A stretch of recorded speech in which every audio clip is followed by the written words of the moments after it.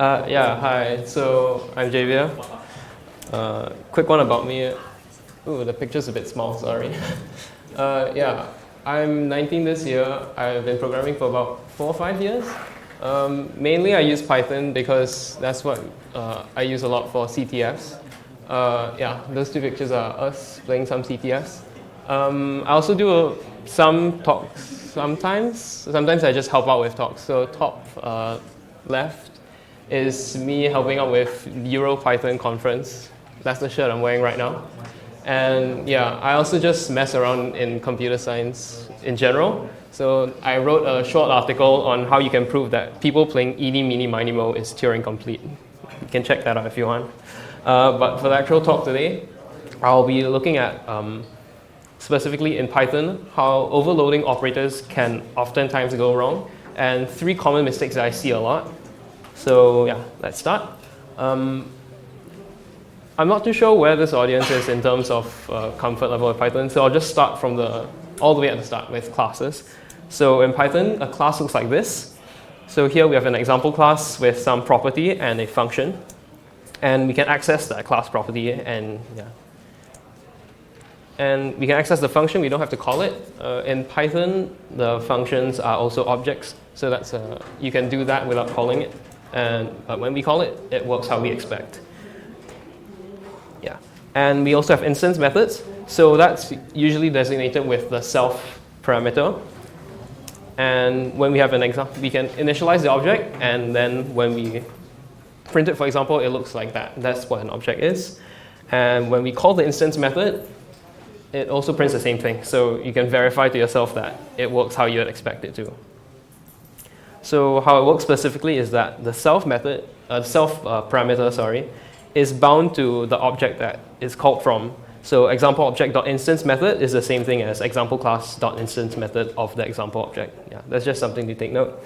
And you can see the difference between accessing it from the instance versus accessing it from the class itself. So one of them is a bound method, which tells you that the first parameter is already bound to the instance itself. And the other one is just a function like we saw earlier. This is true, so this substitution thing is true, regardless of what the first argument is called. We customarily will call it self, otherwise your linter will be quite unhappy, but you don't actually need to call it self, so fun fact. Okay, now we can move on to magic methods, aka dunders. So in Python, you can implement special methods that will give our objects some special properties. And these special methods are usually indicated with 2 underscores, like underscore init or underscore string underscore add. And these double underscore methods are hence informally called dunders. For example, if we have the dunder string, you can use it to customize what the string representation of the object is. In this class I have, in the noString class, I don't implement the dunder string, and that gives us the default implementation that Python gives. But if we do implement dunder string, I can customize it to however I want it. So here I just remove all the extra stuff. I just say it's a with string object. And yeah, dunder string is also called when you convert the class to a string. Commonly also, you have the dunder init, which is used when you initialize an object. So for example, I have this person class where I take in the name. And then when I initialize it, I can supply it with the name, and it works how you expect. And yeah, notice how they're called without us actually saying, for example, person.dunderInit or person.dunderString. So they're called in the background. That's why sometimes people call it magic methods. And now we'll look at operator overloading. So we'll partially implement complex numbers as an example. These are the only 2 things that we'll look at. But yeah, basically I squared is -1, and I can add 2 complex numbers by adding their components. So this is how we might start off with the init method and the string method. And similar to our previous examples, we would now want to implement, for example, dunder add, which allows us to use the plus operator. So it will take 2 arguments, self and the other object being added. And that might look like that. So I have 2 cases. I check whether it's another complex object, in which case I would do add the real parts, add the complex parts, and return that. Or maybe if it's an integer or float, I would just add it to the real component. Yeah. And yeah, magically, it starts to work. So I can have two complex numbers, and when I add it, it sums it for me, which is quite nice. If you imagine in other languages like Java, which don't have operator overloading, you would have to do like complex object dot add the other thing. It's not that bad if you only have like one operation you're trying to do, but if you have like a whole equation you're trying to implement, it can be quite nice to have this option of overloading the operators. So the math reads how it is in code. And because we also added that int class, this works too, which is nice.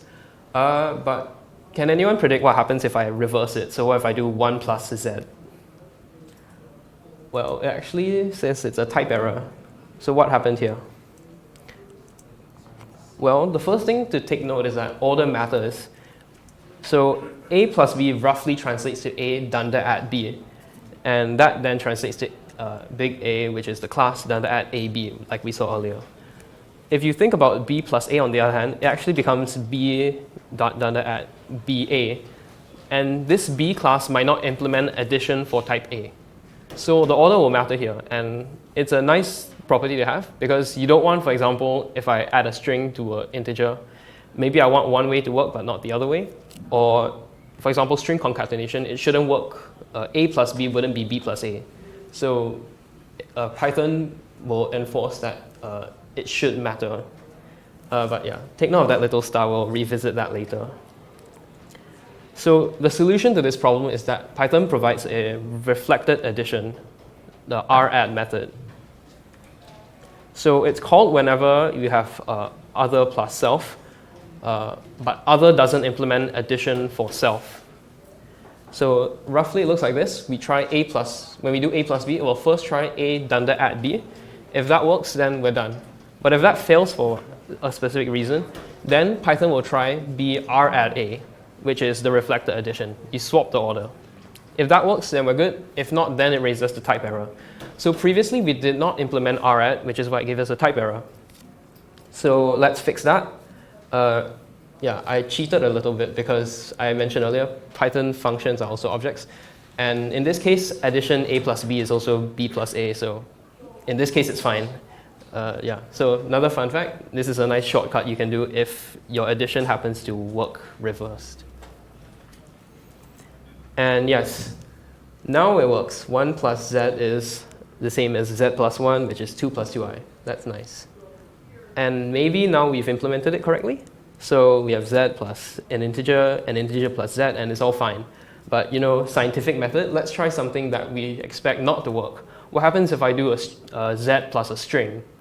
So maybe we expect it to be a type error because we didn't implement it. But no, something else went wrong. Now it's none for some reason. Yeah, and it's not a type error this time, so something else has gone wrong. Well, this is the second gotcha. So in Python, not returning anything is actually the same as returning the none object. So if I have like this fake void function where I just add 1 plus 1 but don't do anything, I don't return it, when I print it out, you can actually see that it's none, which is a special object. So implicitly in our dunder add, we had the two cases, which are the complex, the int or the float, but we never actually guarded against what happens if none of them are implemented. So implicitly, it returns none at the end, which is why when we had the complex number plus the empty string, it returned none, which isn't right. So solution, maybe we should raise an error. And yeah, we saw that previously it raised a type error, so let's try that. And maybe now we've got it correct. So we can do z plus 1, 1 plus z, and the empty string now, and it's a type error. And yeah, we go about with our code, it's all good, maybe. We ship it out to the world, and so far it's okay. But suddenly, there's a new programmer who realizes they want to implement, for example, quaternions, or any method that would interact with your class. And maybe they want to add your complex number with their quaternion. So within their quaternion dunder add, they have the similar cases, but they also add a case for interacting with your complex class, where they just add the real and the I component. And they also raise a type error, which is okay. But now I can do quaternion plus complex, that's all good. But when they try the reverse, it tells us it's a type error. what happened now? So this is the final gotcha, which is the most common, I think, where you shouldn't actually raise a type error, because that whole branch that we saw earlier where if it failed, they'll try the reverse, that is cut short if we raise a type error. So what should we actually do to tell Python that the operation failed? Well, this is where the singleton not implemented comes in.